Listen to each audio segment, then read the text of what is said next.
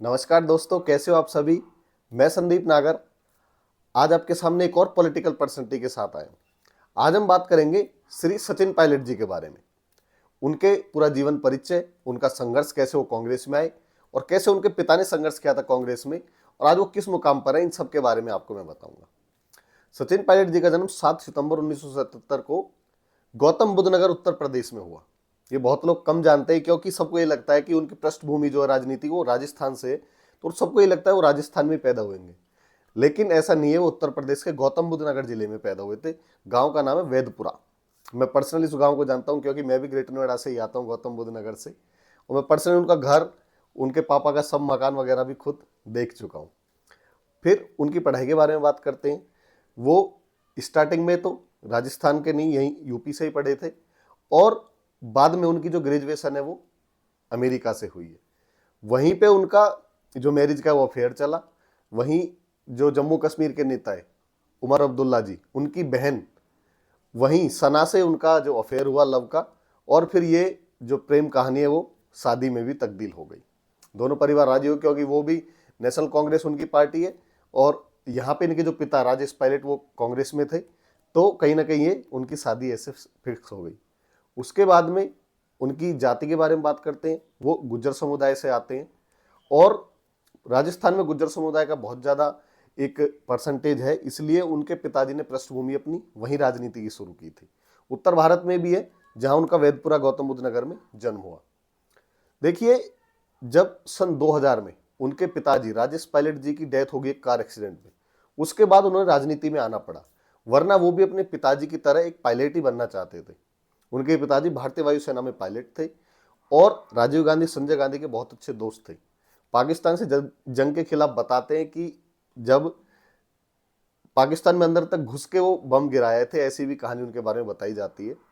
तो उसके बाद में इंदिरा गांधी जी ने उनसे ये बोला था कि आप राजनीति में जब उन्होंने आने का मन बनाया कि आप अपने नाम के पीछे से विधोड़ी हटा के, विधोड़ी एक गोत्र होता है गुजरों में, ये हटा के आप अपने नाम के पीछे पायलट लगाइए और अपनी राजनीति की तो शुरुआत आप राजस्थान से कीजिए, क्योंकि आप गुजर हैं, गुजर वहां पे बहुत ज्यादा है, तो आपको लाभ मिलेगा कहीं ना कहीं। तो ऐसे ऐसे उनके पिताजी तो जो पायलट थे वायुसेना में, उसके बाद इनका नाम के जो पीछे लगा पायलट, ये नाम के पीछे पायलट लगा, वरना उनका गोत्र गुज्जर में जो होता है वो विधोड़ी है। ऐसे ही राजेश पायलट का वो हो गया और ऐसे ही सेम सचिन पायलट को हम जानते हैं। सन 2000 में उनकी डेथ के बाद में 2004 में चुनाव हुए, तो इनको चुनाव लड़ना पड़ा क्योंकि राजनीति ने विरासत में मिली थी, इनके पिताजी कांग्रेस में थे।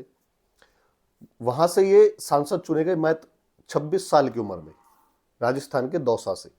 उसके बाद 2009 में जब चुनाव हुए, कांग्रेस की फिर सरकार बनी, तो ये अजमेर से सांसद चुने गए और इस बार इन्हें भारत सरकार में राज्य मंत्री बनाया गया, प्रसारण मंत्रालय में। देखिए, छोटी सी उम्र में ही जब आप मेहनत करते हैं तो कैसे मुकाम कोई भी हासिल कर लेते हैं।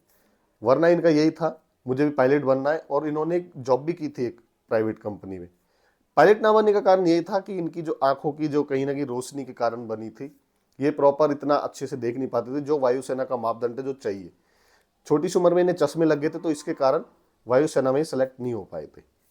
उसके बाद 2014 में जब कांग्रेस हारी और मोदी जी प्रचंड बहुमत के साथ देश में आए, तो इन्हें टिकट नहीं मिला था, लेकिन इन्हें फिर वहां पे प्रदेश का अध्यक्ष बना गया कि अब आप मेहनत कीजिए और आने वाले टाइम में विधानसभा का आपको जिम्मेदारी दी जाती है, आप इसको निभाइए। इन्होंने निभाया भी। 2018 में कांग्रेस सत्ता में आई वहां पे राजस्थान में, लेकिन इनको मुख्यमंत्री नहीं बनाया गया। एक मंत्रालय और उप मुख्यमंत्री के साथ इनको संतुष्ट होना पड़ा। उसके बाद 2020 में इन्होंने क्या है, पार्टी से बगावत करने का सोचा कि कहीं ना कहीं मैं मुख्यमंत्री का दावेदार हूँ कुछ विधायकों को लेकर, लेकिन फेल हो गए। अशोक गहलोत के खिलाफ ये कामयाब नहीं हो पाए। इस हिसाब से इनके थोड़े कांग्रेस से मतभेद भी हो गए, क्योंकि सांसद बनाया, मंत्री बनाया, फिर आपको प्रदेश अध्यक्ष बनाया, उप मुख्यमंत्री बना दिया। अशोक गहलोत का मतलब बावजूद वजूद बहुत ज़्यादा है वहाँ पे, इस वजह से इन्हें संतुष्ट होना पड़ा। कांग्रेस के बहुत करीब माने जाते हैं क्योंकि पिताजी इनके कांग्रेस में थे और राहुल गांधी के बहुत अच्छे दोस्त भी हैं।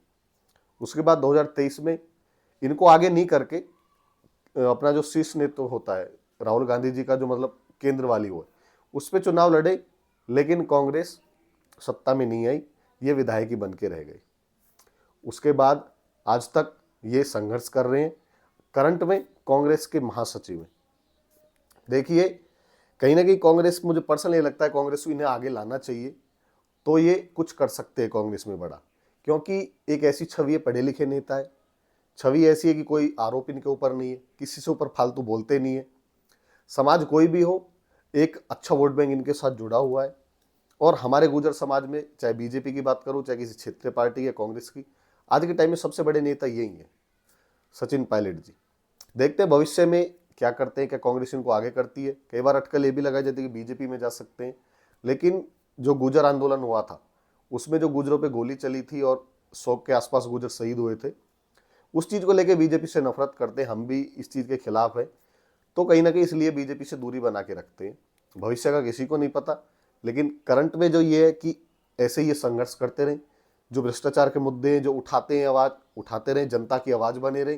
जो इनकी फैन फॉलोइंग है वो इसी वजह से कि इनकी छवि अच्छी है, तो इनको इसी हिसाब से मेहनत करनी चाहिए कि जनता में ऐसा ही भरोसा बना रहे और भविष्य में सांसद बने, विधायक बने, मुख्यमंत्री बने, उप मुख्यमंत्री बने, केंद्र में नेता, कुछ भी इन्हें पद मिले, ये ऐसी जिम्मेदारी का परिवहन करेंगे जैसे आज तक इन्होंने किया है, तो ये बहुत अच्छा रहेगा। ये संपूर्ण जानकारी सचिन पायलट जी के बारे में थी।